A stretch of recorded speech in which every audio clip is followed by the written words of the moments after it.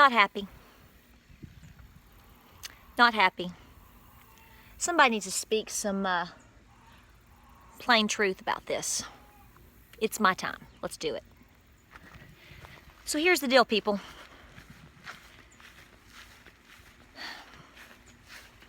You know, it's gotten so strange that even in the world of homesteading, that on some topics you just can't hardly ever speak plain truth. That's why we're here on Patreon, right? By the way, thank you to all of you for being here and that are looking into coming over. Look how much, it's just wonderful. So here's the deal. Let me get in the shade for a minute because I want to have a little discussion about my focus on why I'm doing this video. Folks, you need to understand that when you're homesteading or you take on this lifestyle, you need to understand what are you doing it for. You're doing it for self-reliance, self-sustainability, to learn skills, to put more food on the table, take care of your family, take care of your farm. You're trying to be self-reliant, meaning, you know, you're not just going to stand around on the whim of somebody else to make something happen for you, right? Well, with this territory, as you know, there's a lot of roadblocks and stops and challenges.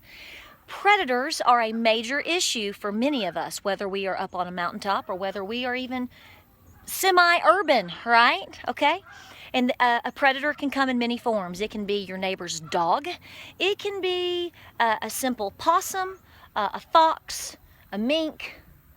It could be a wild tabby. Mr. Peaches, what are you doing? He has to be in the video, you know. But my point is these things are going to present themselves as being a challenge in many ways for most of us. Now, I want you to use your common sense when it comes to this issue.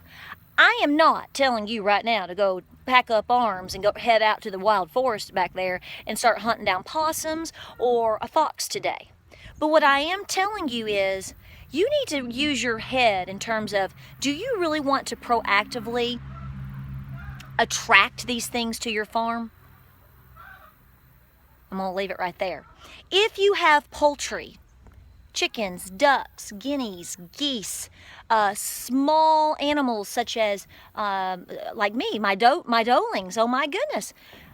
If you have anything, you are potentially attracting predators to your farm. Now, unfortunately, a lot of these animals are getting pushed out of their environments. So what does that mean to you? What that should mean to me and you is, they want to eat too. They have less food sources and places to go and things to rely on themselves. And here I sit with chickens and geese and ducks and all of these things. Of course they're going to come and check me out. They're going to come check you out too. Are you wanting to feed them? Well, let me tell you why you should not. Because number one, you're going to create a problem that you're going to end up spending more time eventually trying to rid than what you did. Now, I understand the goodness of people's hearts and appreciation of wildlife. Guys, I get that, okay? And I'm there too. But I'm sorry, I don't really want to raise chickens so, you know, the evening possum party can come through and decimate my flock.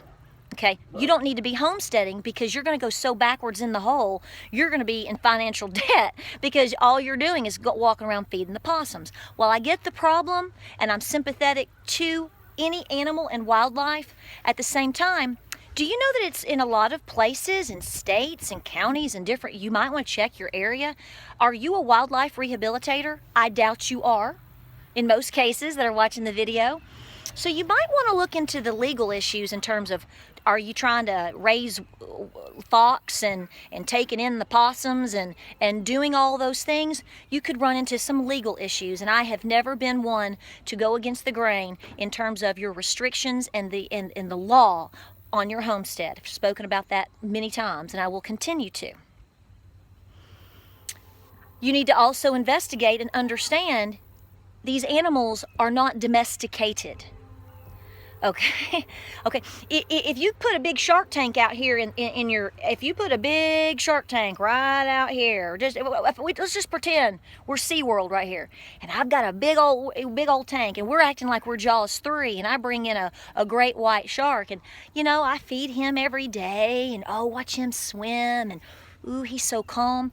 Well, you know, that's all fine and dandy and good, but what happens if one day I decide to dive in there? I'm not going to get into the specifics and the statistics and the probabilities of whether he's going to attack me or not, but I'm not going to chance that. Would you? So if you're raising, let's say, a possum in your chicken coop with your chickens, and he just happened to not eat your chickens that day, and you go in there and he's in the corner and he gets a little ornery, well, what if he bites little Jimmy? Do you know that possums have more teeth in their head than any other mammal in North America, and they are loaded and they are packed with bacteria? How do I know this? I worked at the Knoxville Zoo in the education department. You can go look it up. Guys, these animals also can potentially carry diseases. They can also carry parasites. Let's just keep inviting more problems to the farm while we're at it. So here's the issue that you need to understand and know. This area right here is separate from Cochise. This area right here is separate from my field.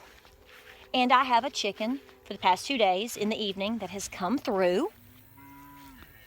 And we've had to fish her out to take her in. Well, we thought she was in last night because it was dark. We got home late. We thought she was up. We didn't see her.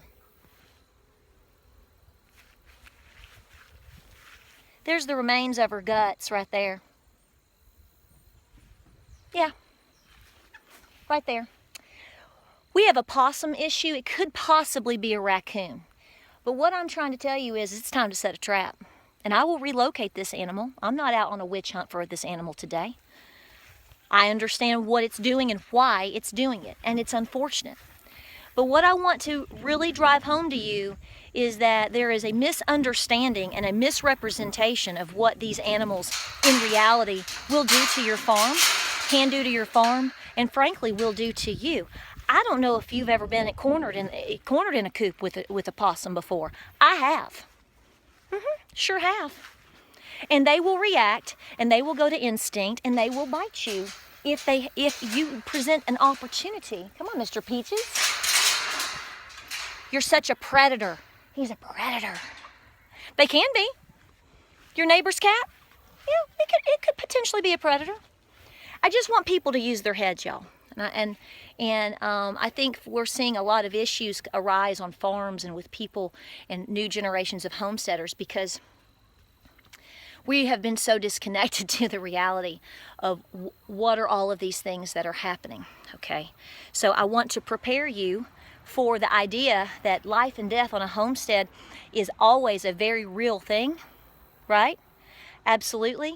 And you know, you really need to educate yourself on always being aware that you have to cross your T's and dot your I's.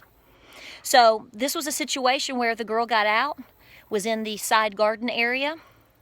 We missed her. This is our fault in a sense. We missed her. I have been locking the barn at dark. I do bring Cochise in at that time, even though he does not have access to that area.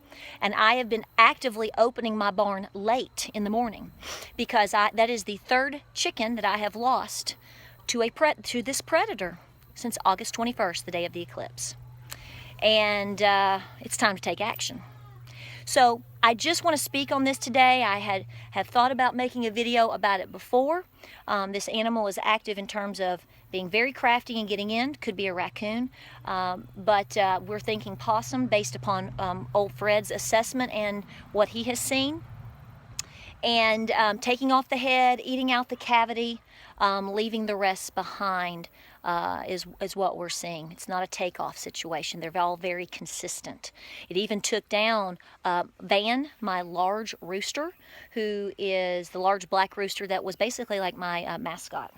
Mr. Peaches, why don't you come out and handle it like a wild lion and a big panther, huh? Because he's sleeping on the porch. That's why. Guys, I just want you to think about things. I want you to be smart. I want you to be healthy. I don't want you to bring things to your farm that you don't need and you don't want your children to face. It is just that simple. We'll see you on the next video. Mama said there'd be days like this. Y'all take care.